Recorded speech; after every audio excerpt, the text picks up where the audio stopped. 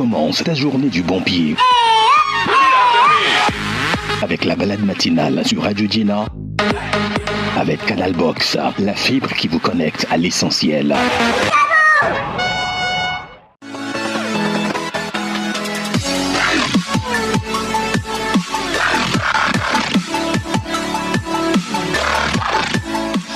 Oh là là, on est déjà lundi, que le temps passe vite. Lundi 26 mai 2025, c'est un plaisir de vous retrouver. Je vous souhaite à tous et à chacun une belle semaine remplie de joie, de santé surtout, et que de bonnes nouvelles vous accompagnent tout au long de cette semaine. Pour vous accueillir, pour vous installer, ce matin, j'ai choisi une chanson de la dame de la ville aux 7 collines, Fifi Raffiatou, son Brima. Ça fait danser, ça fait suer également ce matin de lundi sur Radio Gina. Bienvenue dans la balade matinale. Je suis Juanita Blavotry à l'instant, Fifi Raffiatou pour nous installer confortablement. Et je suis ce matin avec Délivrance Tché qui s'impose un tout petit peu encore dans la balade matinale ce matin. Bonjour Miss. Bonjour Juanita, bonjour à tous les auditeurs. Ça va ? Ça va. Ce matin, on ne parle pas de cheveux, mais de santé sexuelle, n'est-ce pas ? Oui, de santé sexuelle avec les jeunes. Exactement. Également sur ce plateau de la balade matinale, Méchac Niaro, qui n'est plus très habitué de la balade, mais qui nous rend visite ce matin. Bonjour. Bonjour Juanita. Ça va ? Ça va. Bien réveillé ? Oui, très bien. Alors, parler de santé sexuelle, qu'est-ce que ça fait chez les jeunes ? Oui, c'est important. C'est même capital d'en parler.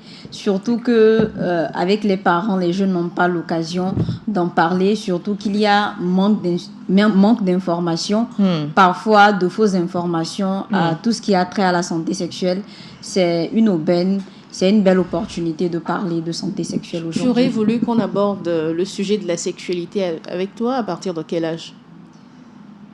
À partir de quel âge ? Bon, moi, j'ai été précoce quand même au niveau des menstruations. Et j'ai eu la chance de vivre dans un milieu, dans une maison où il y avait beaucoup de femmes. À la maison, il y avait des femmes. Donc, j'ai vu mes aînées passer les règles. Elles parlaient déjà de leurs relations au collège. Donc, j'ai eu un peu d'informations, même déjà mes 7-8 ans. D'accord. Avant de rentrer même dans la phase. Je ne m'attendais pas à commencer aussi tôt, mais quand même, j'ai eu l'information assez tôt et c'est ce que je souhaite pour les autres personnes. D'accord, on en parle dans un court instant.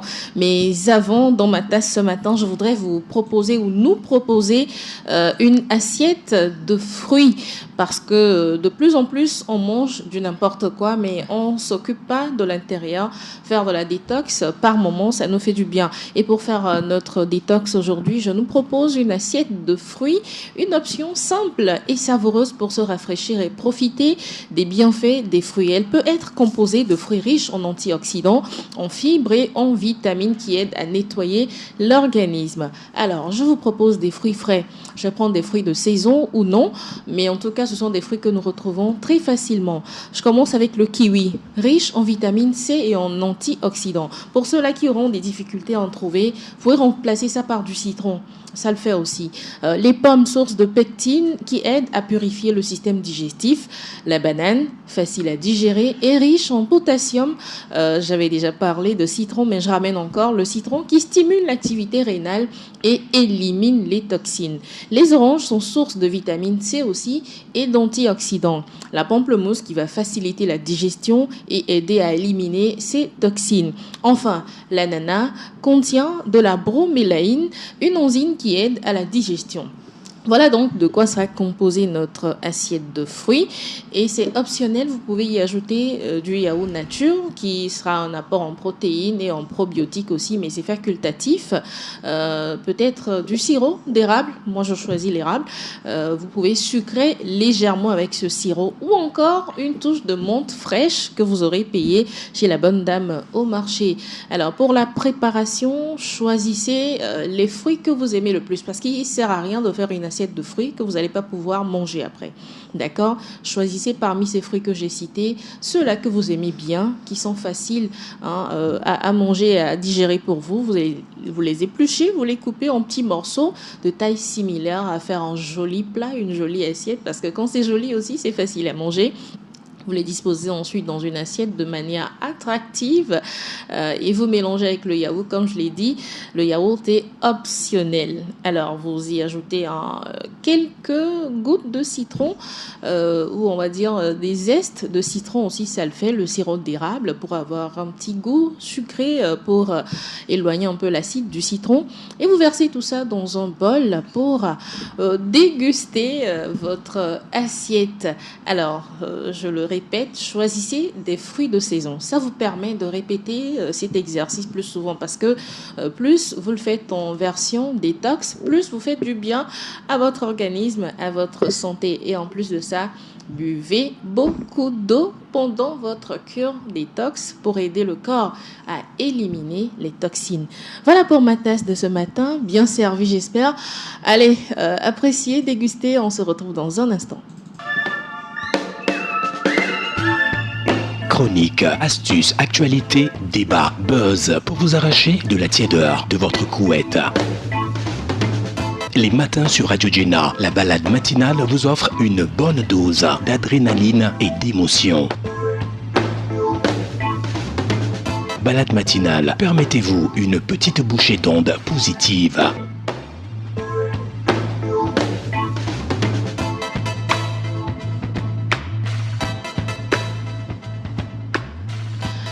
Santé sexuelle et reproductive, à quel moment commencer par aborder le sujet avec les jeunes? C'est un véritable casse-tête pour les parents, j'en sais quelque chose parce qu'on est tous passés par là.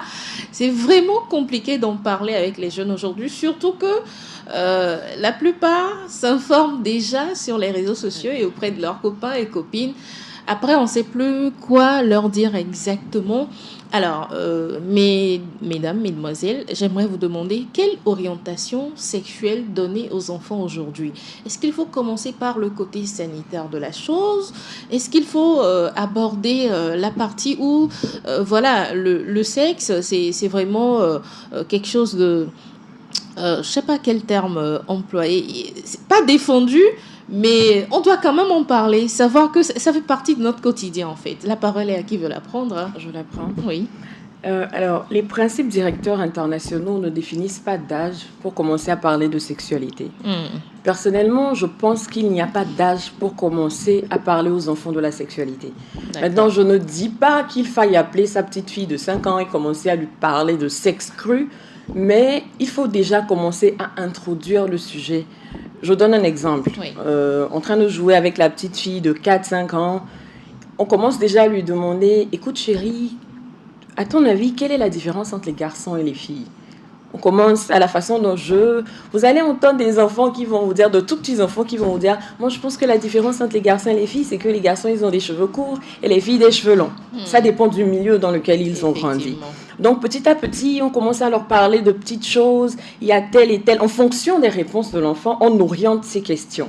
Et avec le temps, on commence, par exemple, j'ai vu une trend sur TikTok, je ne sais pas quelle est l'origine de la trend, où il y avait une maman qui était en train d'apprendre à son enfant, sa petite fille, les zones qui sont, en guillemets, touchables, acceptables. Oui, si, j'ai vu la vidéo aussi. Donc, je me suis dit, c'est une bonne idée. On apprend à la petite fille de 5-6 ans déjà, quand on te touche la joue, c'est acceptable. Mais quand un garçon te touche, par exemple, la poitrine, c'est pas acceptable. Quand on te touche en dessous du nombril, c'est pas acceptable. Alors déjà, la petite fille a déjà quelques petites notions de la chose avant d'être perdue dans l'univers de l'école où les parents ne sont pas là pour servir de garde-fou et où les autres enfants arrivent avec... Enfin, on vient de toutes sortes de milieux différents.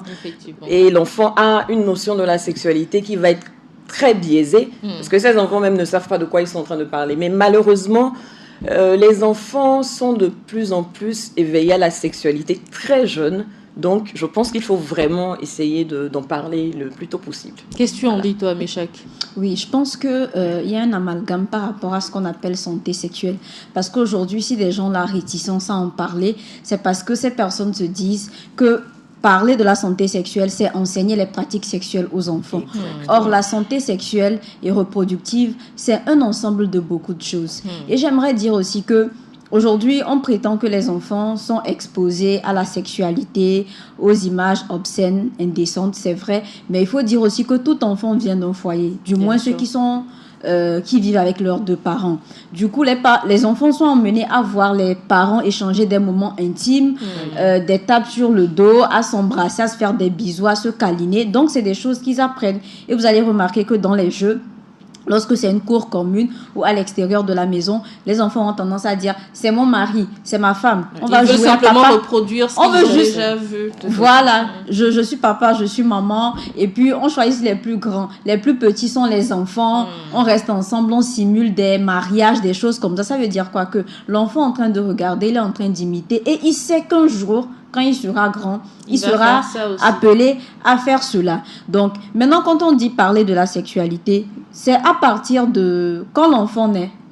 Il n'y a pas un âge, juste qu'il y a des informations qu'on donne selon l'évolution, la croissance émotionnelle et surtout physique, biologique de l'enfant. Donc, quand l'enfant commence par grandir, a la possibilité de se tenir debout, on commence par le doucher.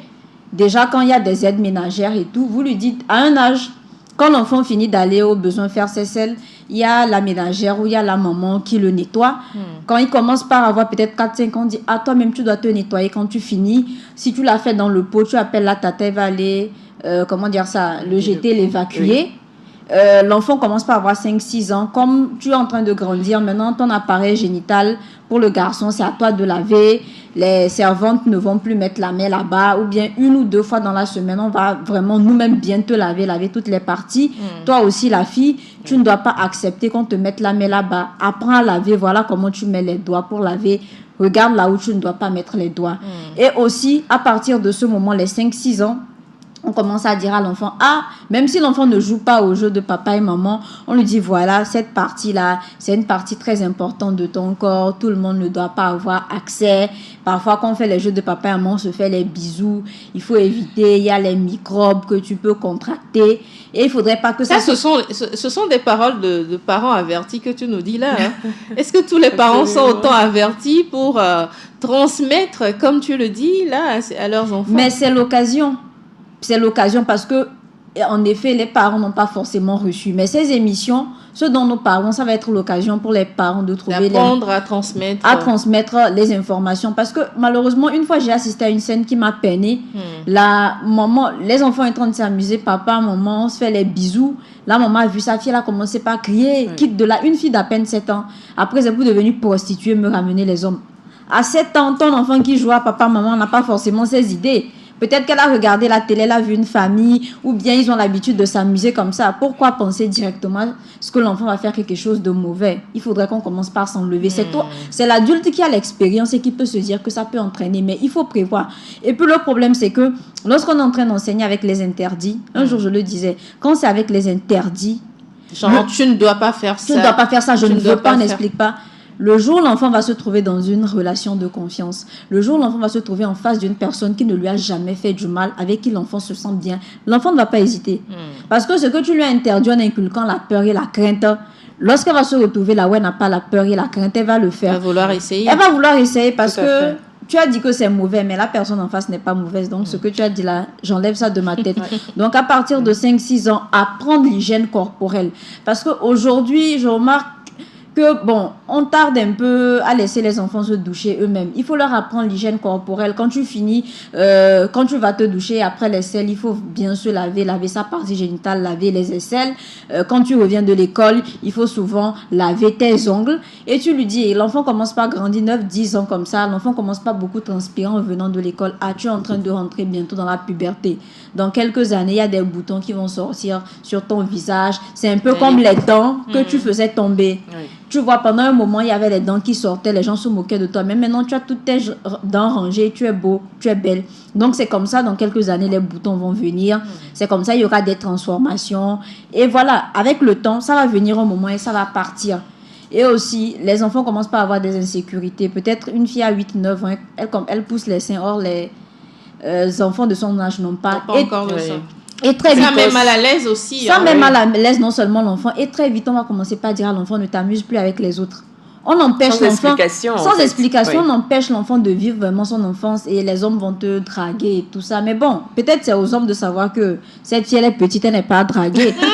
Ça, c'est un autre Oui, mais débat. Ça, c'est un autre débat. Oui, mais c'est également l'occasion de dire, parce que jusqu'à quand? C'est ce qui fait que si on se dit que oui, c'est toujours la fille, il faut protéger, il faut l'avertir, les autres, ils vont se dire, moi, j'ai le droit de faire ce que je veux, je suis en position de le faire.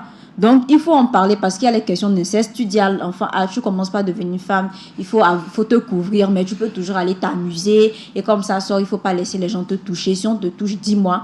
Jusqu'à ce que maintenant, les Grecs sont précoces. Hein. Moi, j'ai commencé les miennes à 11 ans. Il y en a qui commencent à 10 ans, à 9 ans. Donc, commencez pas à dire que, il va arriver un moment où tu vas saigner. Et puis, c'est un autre problème aussi. J'aimerais en parler avant de terminer. On est très pudique dans nos sociétés africaines. Et il y a des enfants qui n'ont jamais vu des serviettes menstruelles même dans les affaires de leur maman. Ah oui. Oui, surtout quand on dit qu'il ne faut pas exposer la nudité. L'enfant ne t'a jamais vu saigner, l'enfant ne t'a jamais vu mettre les couches. C'est la raison pour laquelle, quand les filles commencent les règles, elles paniquent. Parce que tu n'as même tes sœurs adolescentes, tu ne les as jamais vues en train de saigner. Tu n'as jamais vu leur couche. C'est toujours fait dans l'ombre. C'est toujours fait dans l'ombre. Donc, quand ça arrive, on a l'impression que c'est mauvais. Surtout que lorsque dans l'enfance, on se blesse, on nous tape. Je voudrais dire aux mamans d'arrêter ça. Quand les enfants se blessent et vous les tapez, ça va être un traumatisme qu'elles vont développer. Quand les règles vont venir, elles vont paniquer. Surtout si vous leur avez dit pendant qu'elles grandissaient, ne t'approche pas des garçons, les garçons peuvent te blesser. Et que ça arrive. Il y en a qui ont caché leur menstruation comme ça. Oui. Elle a saigné. Les garçons peuvent te blesser. Peuvent te blesser parce qu'on ne sait pas vraiment quelle formulation utiliser. Donc, vous savez que vos filles auront les menstruations. Quand elles se blessent, soignez-les, grondez-les, mais il ne faudrait pas que ça soit accompagné vraiment de punitions, de grandes sanctions, de telle sorte qu'on relie le saignement à quelque chose, à une blessure, à quelque chose de négatif. En fait, dans ton développement, je te vois plus te pencher du côté des filles. Oui. Oui. C'est bien beau, hein. C'est bien beau. Il faut parler aussi aux garçons. Mais absolument. en fait, l'éducation sexuelle prise seulement du côté des filles, je pense que ça n'arrange pas le monde. Hein. Oui, bien sûr, il faut parler des garçons. Si voilà. Tu l'occasion. Bien sûr, voilà. La santé sexuelle et reproductive chez les jeunes adolescents, on en parle ce matin. Alors, comme je le disais, Délivrance, il faut forcément faire la même éducation aux garçons, parce que ce garçon est amené un jour à vivre avec une jeune demoiselle, à connaître ses étapes de menstrues, les hormones qui vont osciller et tout. Mais s'il ne le connaissait pas d'avance, comment est-ce qu'il pourra gérer sa femme par après? Il ne pourra pas. Et ça crée énormément de problèmes dans la société quand les adolescents commencent à grandir et tout ça. Je vous donne un exemple. Pas plus tard que la semaine dernière, une adolescente de ma connaissance dans les 15 ans, elle me racontait une histoire selon laquelle, quand elle était enfant, elle avait 8 ans, elle était allée en vacances chez un couple ami de ses parents. Donc, le couple ami avait un garçon de 8 ans. Oui. Et elle, en ce moment-là, elle avait 7 ans. Donc, un jour, les parents étaient à l'extérieur, elle voulait aller chercher quelque chose dans la chambre, elle rentre, elle trouve le petit garçon de 8 ans qui était en plein rapport sexuel avec une autre fille de 7 ans. Donc, garçon de 8 ans. À 8 ans. Wow. Donc, à ce moment-là, elle avait entendu parler de la chose sexuelle, mais à ce niveau, elle était quand même un peu choquée. Maintenant, après, le garçon lui dit, écoute, tu dis rien à papa et à maman, mais est-ce que tu voudrais pas qu'on le fasse ensemble? Elle a dit non, mais le garçon lui en a tenu rigueur. Il lui dit, mais moi, c'est la 3e fille avec laquelle je couche. Vous voyez? Maintenant, quand le garçon, excuse-moi, mais comment à 8 ans on peut avoir un rapport sexuel? En fait, dans la société d'aujourd'hui, 8 ans, ce n'est pas si choquant que ça. Même avant. Malheureusement. Moi-même, je me souviens avant qu'on était à l'école. Après, tu attends que qui allait dans les toilettes. Des histoires qui me font rire aujourd'hui. Mais ça a toujours existé. Juste qu'on n'en parle pas. Je suis contente qu'elle puisse confirmer. Parce que malheureusement, ce sont des choses qui arrivent. Et maintenant, quand vous avez des enfants et vous ne commencez pas à aborder la question de la sexualité avec eux le plus tôt possible, les enfants vont aller à l'école et vont se retrouver avec ce genre de petits garçons, de petites filles qui vont dire moi j'ai fait tel et tel, on m'a touché ici et tout, et l'enfant commence à se dire mais pourquoi pas moi, parce que elle peu importe, commence à avoir l'éveil des sens et se dit moi aussi je vais le faire. On n'est pas tout le temps avec nos enfants, donc il faut leur apprendre ce genre de choses. Il faut apprendre aux garçons à se maîtriser. Il faut savoir, le garçon, de la même façon qu'on apprend à la petite fille les zones qui ne sont pas acceptables qu'on lui touche, on doit enseigner au petit garçon à respecter aussi les limites. Parce qu'il y a des petits garçons qui se sont fait abuser très jeunes, très jeunes, et qui sont restés là-dessus. Oui, ça, c'est la faute des adultes. On fait un peu n'importe quoi dans la société.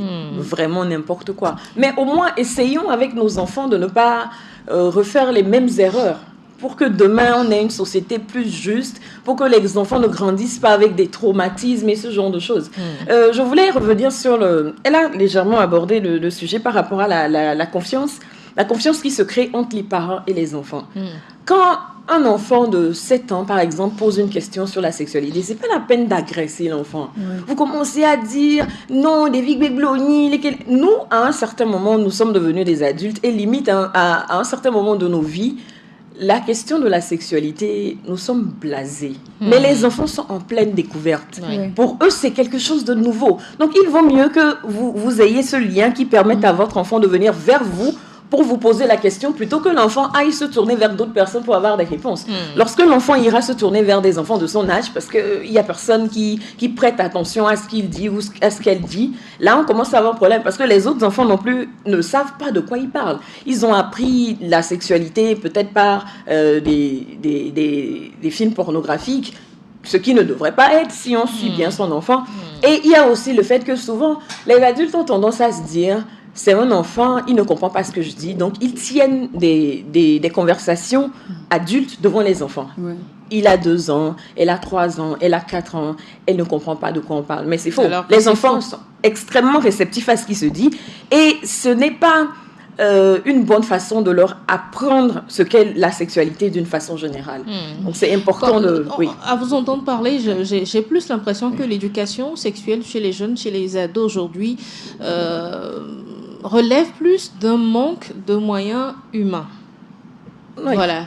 Les prédécesseurs ne se mettent pas à disposition de ces jeunes, en fait, pour leur transmettre ce que eux ils connaissent. Parce que quand on est adulte, on est censé déjà avoir tout sur la sexualité, la contraception, les différents types, ou comment les rapports se font et ce qu'on découvre en étant adulte et averti sur le sexe. Alors, si les élèves sont censés avoir, je ne sais combien d'heures de cours est-ce qu'on a aujourd'hui à l'école, je pense que ça fait 6 heures. Ça fait 6 heures. 6 heures en tout. Si les élèves sont censés avoir 6 heures de cours en une journée, à quel moment est-ce qu'on va pouvoir introduire cette discussion sur la sexualité, cette éducation sur la sexualité avec eux, que ce soit à l'école ou à la maison? Oui, à tout le temps. Vous l'avez si bien dit, les enfants passent à peu près 8 heures de temps à l'école, le reste du temps, ils sont à la maison avec les parents, même si on dit que les parents vont au boulot, reviennent tardivement. Mais vous savez, parler de la sexualité, moi je dis, toutes les occasions sont bonnes pour parler de la sexualité aux enfants, de la santé sexuelle. Avant de dire comment le faire, j'aimerais revenir un peu sur la santé sexuelle des jeunes garçons. Oui. Vous l'avez si bien dit, on met beaucoup plus l'accent sur les filles, mais on ne parle pas des garçons. Et parler de la santé sexuelle aux garçons, ce n'est pas seulement leur parler des règles des filles ou de leur dire que vous serez emmené à vivre avec une femme qui peut-être aura des malaises, des douleurs pendant ses menstrues, qu'il faut la respecter, éviter de l'agresser. Mais par rapport au corps de l'homme aussi, il a besoin de savoir des choses. Par exemple, moi, c'est très récemment, j'ai su que les petits garçons avaient des érections dès qu'ils étaient petits. Moi, je pensais que c'était à l'adolescence. Okay. Donc, un enfant qui, peut-être, il est petit, il a des érections, il ne comprend pas, il se lève tout le temps, c'est tendu. Le matin, ça agit psychologiquement sur lui. Il n'arrive pas peut-être à pisser ou bien il est malade. Il faudrait qu'on puisse lui expliquer. Parce qu'il y a des garçons qui n'ont pas compris. C'est jusqu'à l'adolescence, ils ont su pourquoi est-ce que ce phénomène arrivait chaque matin. Donc, généralement, les petits garçons sont attachés aux mamans. Les mamans ne comprennent pas forcément le mécanisme. C'est là-bas que le rôle du papa entre en jeu. En tant qu'éducateur, il doit pouvoir être là aussi, parler à son enfant, lui dire que c'est normal, hein, durant toute ta vie, tu l'auras. C'est ce qui fait de toi un homme. Parler aussi de l'hygiène de la partie génitale au niveau des garçons, parce que vous savez, il y a de ces fausses idées qui circulent comme quoi un garçon, ça fait plus viril quand il se laisse suyer, quand il prend très peu soin de lui. Donc il y a des garçons, et parfois quand vous êtes dans la maison, fille, garçon, dit toi tu es une fille, tu dois tout le temps te laver, toi tu es une fille, chaque fois change de sous-vêtements, et le garçon a l'impression, parce que ce message est à double sens. C'est comme si on disait à la fille, entretiens-toi, et toi le garçon ne t'entretient pas. Donc le garçon va se doucher, déjà petit, il reporte les mêmes sous-vêtements, on ne lui dit pas, on lui dit non, c'est un garçon, de toutes les façons, ça ne sent pas. Mais qui vous a dit que ça ne sent pas? Passe, en fait. Oui, il peut avoir aussi des infections, donc c'est de lui dire, il faut t'entretenir au niveau de ton gland, de tes testicules, il faut savoir laver. Et aussi, commencer par parler aux garçons en lui disant qu'il va arriver une période où tu ne vas pas avoir que des érections, ça ne sera pas seulement tendu, mais tu peux te réveiller un jour ou bien avec un liquide qui va sortir, ne t'affole pas. Parce que c'est tout à fait normal, c'est ce liquide-là qui te permet de pouvoir procréer. Et aussi, vos enfants sont en train de grandir à partir de 8-9 ans. Quand ils voient une fille, son corps commence pas à trembler ou il ressent certaines sensations dans son corps. Il faudrait que quelqu'un lui explique. Parce que généralement, vous savez, les garçons n'arrivent pas vraiment à parler à cause de l'éducation. Ils vont attendre, ils vont être entre amis et on va lui dire, ah voilà, quand ça vient comme ça, c'est trop tendu, ça descend pas, il faut te branler. Et il y a beaucoup qui sont rentrés dedans parce qu'on leur a pas appris comment gérer. Donc, comment aborder cette période. Comment aborder. Et l'autre problème, oui, c'est que quand on n'en parle pas, il y en a qui développent l'hypersexualisation. Il suffit de voir le corps d'une femme pour se mettre en érection. Tous les actes, tous les gestes, toutes les attitudes des femmes sont interprétées sont interprétées d'une manière sexuelle parce qu'on ne lui a pas appris. Le garçon est livré à lui-même. Il grandit en s'informant chez ses amis sans savoir pourquoi est-ce que son corps réagit comme il est en train de réagir, pourquoi par moment le liquide qu'il émet pendant la nuit a différentes couleurs, pourquoi est-ce qu'il est en train de réagir comme ça par rapport aux filles, et surtout comment se maîtriser et gérer lorsque ses envies et ses pulsions viennent. Donc il faut en parler. Il faut forcément en parler afin de bien intégrer le sujet à partir de l'adolescence. Je pense que il faut l'aborder même régulièrement, pas juste trouver un temps une fois en passant pour en parler, mais ça doit être dans notre quotidien, de la façon dont nous mangeons matin, midi et soir. On doit pouvoir trouver un temps pour expliquer. Je pense que c'est le manque de ces séances régulières auprès des adolescents qui les amène à être confrontés à eux-mêmes et à se dire j'ai vu faire ci, j'ai vu faire ça à la télé ou encore sur les réseaux sociaux, et c'est difficile pour eux d'avoir une sexualité épanouie par après. Oui, c'est très difficile. Et le problème, là, comme vous l'avez dit, vient des adultes. On reproduit les schémas de notre enfance. Normalement, nous sommes au 21e siècle. La sexualité ne devrait pas être tabou. Il est très important de leur en parler. Ne serait-ce que parce que demain, lorsque l'enfant... Vous savez, quand il regarde les films à caractère pornographique et tout ça, ils ont tendance à vouloir reproduire ce genre de choses. Or, les films à caractère pornographique ne sont pas un bon exemple. C'est un peu n'importe quoi, c'est vendeur. Et les enfants grandissent avec ce genre de choses, ils parlent de ce... Souvent, les enfants, ils ont tendance à parler de ce genre de choses entre eux. Ils veulent essayer. Parce que j'en ai entendu parler, je sais qu'il y a quelque chose comme ça, et du coup, même quand l'enfant n'a pas forcément ses envies, parce que nous sommes précoces, enfin, ça dépend des personnes, mais même quand l'enfant n'a pas forcément ses envies, il se force un peu. Il sait qu'à un certain moment, il est censé éprouver quelque chose pour une fille. Et puis, ses petits camarades en parlent, moi, j'éprouve tel et tel. Du coup, même quand il n'est pas prêt, il se force. Il veut essayer pour voir qu'est-ce que je ressens. Les autres en parlent, faut quand même que je le fasse aussi, sinon je suis pas à la mode, moi. C'est comme on dit une chambre avec Boda. C'est quelque chose comme ça. Et ça crée un vrai problème après. Et les petites filles qui... Imagine ta petite fille de 6-7 ans qui rentre à la maison, elle a peut-être des brûlures vaginales. À un moment, ça ne s'arrête pas, on va consulter un médecin et on se rend compte qu'elle a une maladie qu'on ne peut contracter que par rapport sexuel. En tant que parent, comment est-ce que tu réagis? J'ai déjà croisé ce genre de choses. Les parents étaient choqués, mais c'est pas possible. Quand est-ce que ça s'est produit? Et c'est là, tu te rappelles que pendant les congés, un garçon est venu chez nous pendant 2 ans. Vous laissez les enfants de 6-7 ans s'amuser ensemble sans les avoir préparés, en n'ayant même pas la pensée que des choses comme ça peuvent se produire. Mais malheureusement, il faut vraiment anticiper. Et en ce qui concerne la sexualité brute, je veux dire, parler vraiment de la reproduction et tout ça, moi je me dis que la petite fille, à partir du moment où elle a ses menstruations, il faut qu'elle soit avertie. Il faut qu'elle sache que si elle pose certains gestes, elle peut avoir une grossesse. C'est comme ça qu'on se Et ça peut aussi commencer juste en parlant de planning familial avec ces petites filles, leur expliquer qu'à un moment du cycle, ça varie, vous pouvez avoir en ce moment-ci enfin, lui expliquer qu'aujourd'hui, on a la possibilité de ne pas tomber enceinte si on ne veut pas, n'est-ce pas? Oui, bien sûr, il faut en parler.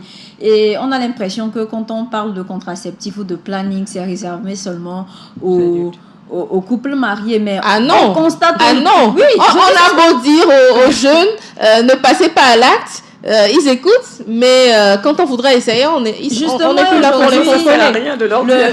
Le phénomène d'enfants, de mères, jeunes filles mères célibataires est en train d'exploser. Exactement. Donc il faut comprendre que les jeunes passent à l'acte. Maintenant, de mettre des dispositions, et je disais que les interdits ne marchaient pas. Il faut arrêter de faire peur ou de dire non. C'est quand la fille commence à menstruer. Je ne t'interromps pas, mais j'ai connu un parent qui, c'était chaque mois ou chaque 3 mois, qui amenait sa fille chez le gynéco vérifier si elle est toujours vierge. Il y en a pas mal. Est-ce que ça a marché? Je voudrais avoir des témoignages. Est-ce que ça a marché sur le long terme avec ses parents? Oui, c'est ce qui a fait que certains ont développé des techniques de comment resserrer, comment refermer sa partie génitale pour ne pas se faire cramer, ou des jeunes filles qui ont commencé par avoir des rapports sexuels par voie anale ou par voie buccale, ou carrément elle est en relation avec quelqu'un, on va pas rentrer, on va pas avoir un rapport sexuel, on pourra se toucher, faire tout ce qu'on veut. Et il y en a, c'est très répandu, parce que mon papa ne veut pas,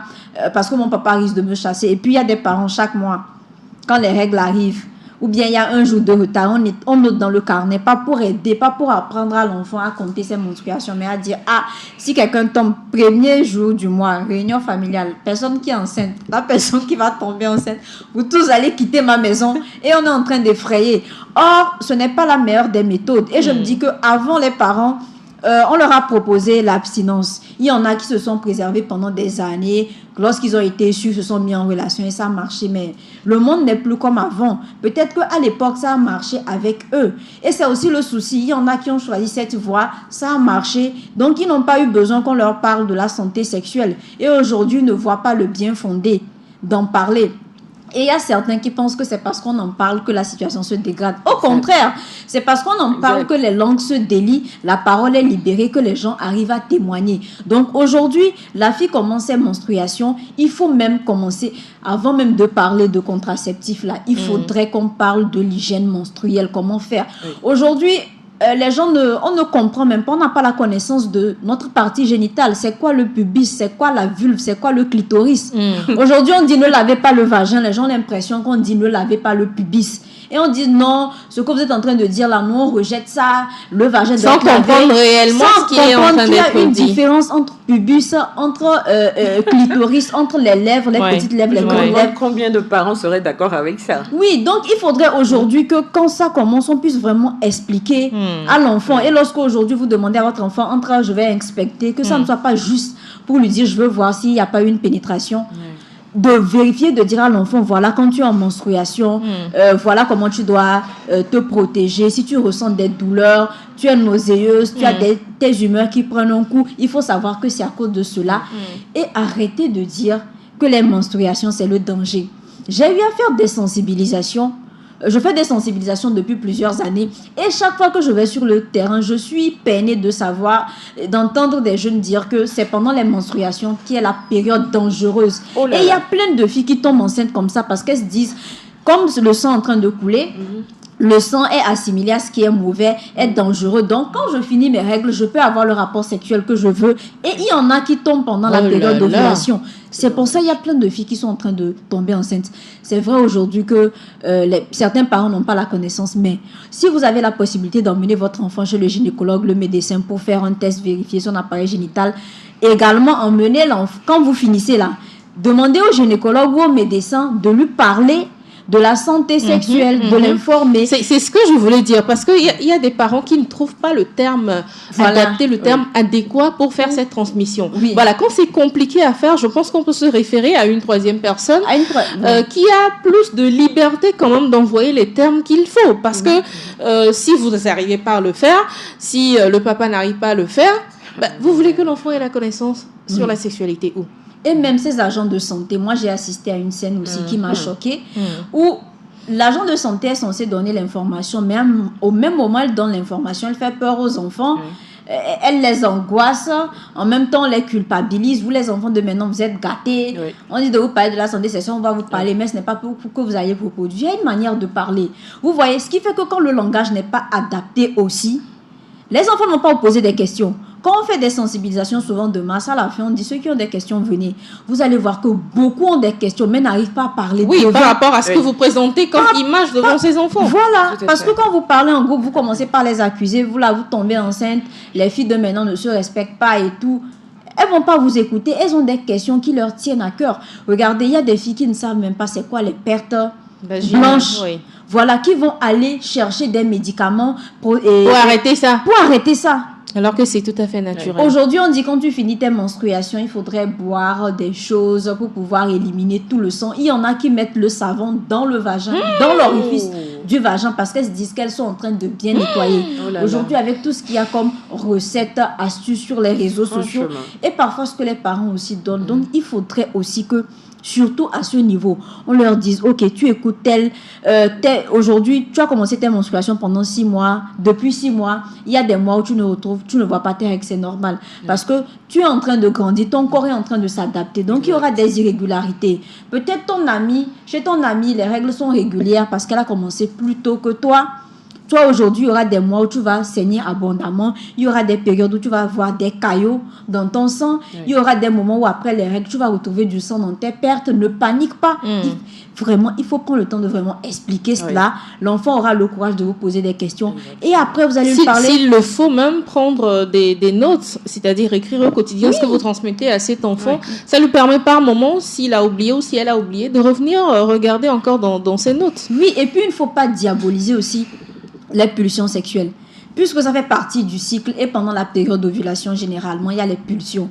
Mais vous voyez, c'est à cause de l'éducation autant religieuse, notre éducation aussi de la maison et tout, qui fait que parfois, il y a des enfants, quand ils ressentent, des ados qui ressentent des besoins, des pulsions, qui se sentent sales, qui ont l'impression que c'est diabolique ou qui, pour faire stopper, vont procéder à la masturbation. Après s'être masturbé, l'enfant va se sentir coupable. Va se sentir sale.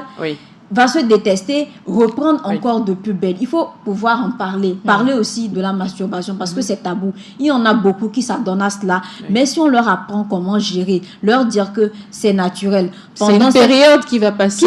C'est seulement quelques jours. Pendant ce temps, comme tu sais que tu es encore jeune, tu n'es pas prête, si tu te livres à ça, tu peux tomber enceinte, tu peux lire un livre, ou bien il faut faire une activité physique qui va te défouler, lave les assiettes, va courir, amuse-toi, écoute la musique, danse beaucoup. Les assiettes, pardon, je ne suis pas sûre que ça fonctionne réellement. Alors, c'est la question que j'aimerais poser maintenant. Combien sont capables aujourd'hui de parler à leurs garçons ou encore à leurs filles de comment ça va se passer la première fois? Ok, pas beaucoup. Je dirais vraiment pas beaucoup. Parce que les adultes en général, je sais pas, il y en a beaucoup qui ont honte de parler de ce genre de choses. Et déjà, le fait d'imaginer cette conversation, il se dit... Comment est-ce que je vais lui dire ça? Comment est-ce qu'il faut procéder? Je vais lui dire, quand tu vas te retrouver avec une fille, fais ceci, fais cela. Pour les papas avec leurs filles, c'est compliqué parce que il n'y a aucun homme qui souhaiterait laisser sa fille aller se faire dévierger par un homme, sachant consciemment que... dans la tête des hommes, ça se passe comme ça. De toute façon, les papas ne changent. Ah oui, les papas, peu importe l'âge que tu as, le fait de t'imaginer avec un homme, ça lui donne des sueurs froides. Donc, mais même les papas avec leurs garçons, ils ont du mal. Ah oui? J'imagine. Avec les garçons aussi? Mais je connais des hommes qui... poussent plutôt leurs garçons à essayer pour la première fois. Allez, vas-y, essaye. Généralement, ce sont les oncles qui dépassent peut-être de 15 ans. Non, moi je connais des papas qui le font. Oui, il y en a. On ne peut pas dire qu'il n'y en a pas. Il y en a qui le font. Je ne saurais le dire. Mais il faut reconnaître aussi que c'est plus facile pour les hommes d'encourager. Même pour le premier acte sexuel à un âge 15 ans, 16 ans, 17 ans, on commence par les taquiner. Tu n'as pas encore de copine, tu es encore puceau. Et parfois aussi, ce genre de propos pousse les garçons à se lancer très tôt. L'inévitable. À lancer très tôt sans avoir toutes les informations et peut-être sans vraiment désirer. Il va aller à la conquête, draguer la fille sans sentiment. Elle va s'emballer à cause des cadeaux, des paroles et finalement, il finit par à les premières déceptions amoureuses qui viennent. Donc, généralement, les hommes, ils en parlent, mais au niveau des filles, c'est compliqué de vraiment dire. Et même les filles, c'est peut-être une grande sœur ou même des garçons, des amis garçons ou des grands frères garçons qui vont lui expliquer comment ça se passe. Et même les grandes sœurs, parfois, c'est difficile de raconter comment ça s'est passé. Souvent, les grandes sœurs vous renvoient. Et toi, va là-bas, en fait. Et vous savez, j'ai un témoignage. J'étais avec des petites cousines une fois. J'ai l'habitude de leur passer le PC, parfois mon téléphone. Avant, je remarquais que la nuit, quand je dormais, il n'y avait pas de code. Donc, elle fouillait mon téléphone, elle regardait les dessins animés au niveau de mon PC aussi. J'ai commencé par bloquer. Et après, je me rends compte, puisque mon téléphone et mon PC sont connectés, je me rends compte dans l'historique qu'il y a des recherches comme comment aimer un garçon. Oui, j'ai vu ça. Comment faire pour qu'il me voie belle et relation homme-femme. Et comment dire ça? Rapport sexuel. On parle de à des périodes différentes. Des petites cousines de quel âge? Des petites cousines de 13-14 ans. 13, 14, 15 ans. Et à des périodes vraiment différentes, j'ai vu ce genre de recherche dans l'historique. J'ai fait des captures pour garder. Au début, j'étais un peu révoltée. Je me disais, c'était il y a de cela quelques années. Je dis, mais elle, à leur âge, là, c'est quoi elle cherche comme ça? Et j'étais en train de gronder dans ma tête. Et après, je me dis, moi aussi, à cet âge, je me posais des questions. Jusque j'avais pas. Heureusement que tu t'es remise en question. Hein. J'ai dit, de toutes les façons, bon, moi, peut-être à l'époque, j'avais pas un téléphone pour faire la recherche. Du coup, c'est pour ça que je suis pas allée. J'ai pas tapé dans la barre de recherche. Et après, à partir de ce moment, ça m'a tiqué. J'ai dit, si elles sont en train de se demander comme ça, sachant qu'à l'époque, quand on se posait des questions, c'est aux filles de la classe les plus grandes, les filles qui avaient commencé les relations sexuelles qu'on se référait. Si elles aussi, elles vont vers ces filles et qu'elles sont influençables, manipulables, ça va être compliqué. Ça va être très compliqué. J'ai commencé au début à leur demander, c'est qui ton copain? Au début, elles disent, c'est moi, quel copain? Méchant, arrête là, tanti, arrête. Des trucs comme ça. Et pourtant, il y en a. Il y en a. Et qu'est-ce que j'ai fait? Qu'est-ce que j'ai fait? Quand, par exemple, la soirée, il y a peut-être des prétendants qui te draguent, ou bien il y a des personnes, des hommes qui sont intéressés par toi, j'avais tendance à décrocher le téléphone. Je mettais sur mes libres haut-parleurs. Et elles écoutaient. Et à la fin, quand je raccrochais, je disais, le gars là, il est en train de me déranger, il est en train de dire ceci, dire cela. Et j'ai commencé par recevoir mon petit ami à la maison. Certains garçons qui venaient aussi, je les recevais à la maison pour que leur esprit puisse être ouvert. J'ai commencé par leur raconter, c'était l'histoire, le garçon là, il a fait ci, il a fait ça. Et je me dis, bien, tel aussi m'avait fait. J'ai dit, que ça oui. Et j'ai fait genre, ok. Et c'est comme ça qu'on a commencé par discuter à un tel point qu'à un moment donné, elles ont commencé par me dire qui sont les hommes qui les draguent, avec qui elles ont envie de sortir, par qui elles sont intéressées. Au début, j'étais fâchée. Parce que je voyais à travers les signes que ce n'était pas des sérieux. Mais j'ai dit, si je leur dis, elles ne vont pas croire. Donc, j'ai commencé par aller très doucement avec elles en leur disant, tu vois tel signe, est-ce qu'il est sérieux? Essaye de tester ça. Jusqu'à ce que deux parmi elles ont dit, moi, les gars là, je les ai plaqués. On ne veut plus d'eux, ils sont mauvais et tout ça. Et j'ai commencé par introduire les questions de hygiène menstruelle. Et je me rends compte que ces petites sœurs-là, ces cousines avaient des problèmes de douleurs pelviennes comme moi. Oui. Mais qu'elle n'arrivait pas à en parler. Elle n'arrivait pas à en parler. Ça, c'est un autre phénomène. Et puis encore, elle s'imagine que c'est normal. Voilà. D'avoir mal. Puisque tout le monde a mal et qui ne comprenaient pas pourquoi elles avaient des acnés à des périodes, pourquoi elles avaient la poitrine douloureuse. On a commencé par discuter. Il y en a qui ont commencé par m'écrire, m'envoyer des messages. D'autres même qui voulaient passer toujours les congés ou qui, à un moment donné, on veut aller chez Méchac. Méchac, tu viens quand chez nous parce qu'elle a un souci, elle veut en parler. Donc, il faudrait commencer par libérer un peu comme ça. Parce que quand les enfants, vos petits frères, vos petites soeurs vous voient trop avec une mine trop sérieuse, ils auront peur de vous aborder ce genre de sujet. Donc, soyez vraiment relax. On n'a pas vu le temps passer. J'aurais voulu qu'on en discute encore un peu plus. Malheureusement, le temps imparti à cette émission est arrivé à sa fin. Je pense qu'on va faire une autre partie encore de cette émission, histoire de peut-être dire comment passer à l'acte ou ne pas passer. Comment savoir que c'est le bon moment? Parce que les corps ne réagissent pas de façon similaire. Vous allez voir une fille qui peut-être va commencer à avoir des